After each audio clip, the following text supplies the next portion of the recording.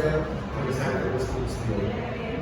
Oraingo txantan, aurkezteko hau liburua da, ez da erditzea Jone Gorostarzu. Jone Gorostarzu nire eskumenak bidezkera, biezoten, eskotatzeratik, eta ez bada erditzea zer liburu teguz. Bueno, ez da erditzea izenburua justu azkeneko poematik dator, eta liburuan zerritu da ibilbidea eta gero edo iritsi naizen ondorioa, liburua iristen dela edo da ez dela erditzea, baizik eta bikoiztea dela. Bueno, ez dugu esan, baina batek sumatuko zuen erditze kontrol bideak da, amatasunak baduela garrantzia liburu horretan, ez da? Bai, amatasunak izan daiteke liburuaren aria edo. Ez da esaiatu amatasuna idazten, baina nik uste dut amatasunetik idatzi dudala. Ama izateak eraman hauelako alaba paperean jartzea, emakumetasuna zauzkantzera, kolokan jartzera, eta bai, amatasunetik idatzitako lau bezala definituko nukenik. Eta nola hasi zinen poema idazten?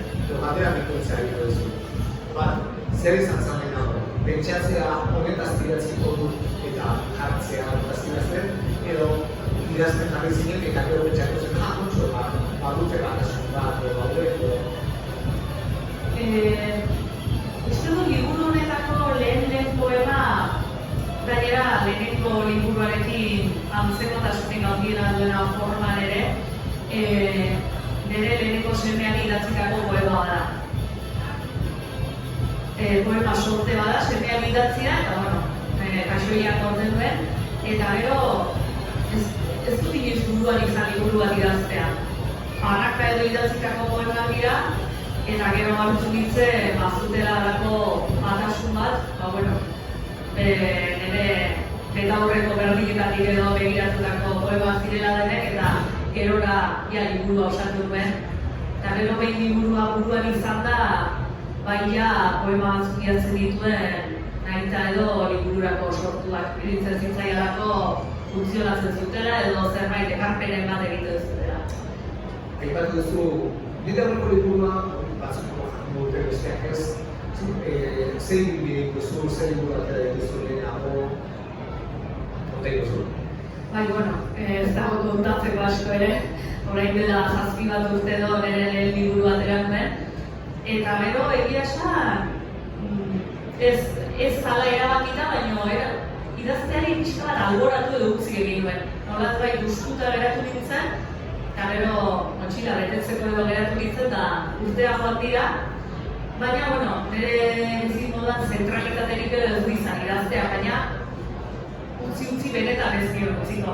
Eta horren, bigarren liburu honekin 7 urte beranduago, berriro idazte paperean edo jarri nahi. Hura ere, goxia liburua zan, bez egiten zuen liburua, eta zertan da diferentea oraingo Jone Gorostarzu liburua goxia esan dut idazten aldetik, zertan da diferentea liburu bat eta bestea zure idaztera zertan aldekoa? Egia esan idatzi egiten du, baina nire burua irakurtzea ez da, eta inerraxea egiten, agian hori irakurleak esango du. Nik uste dut poemak, agian turikoagoa direla, narratiboagoak, bai, desberdina dira, itxuraz ere lehen liburua agian arinagoa ziren, formari garrantzi handiagoa ematen nion.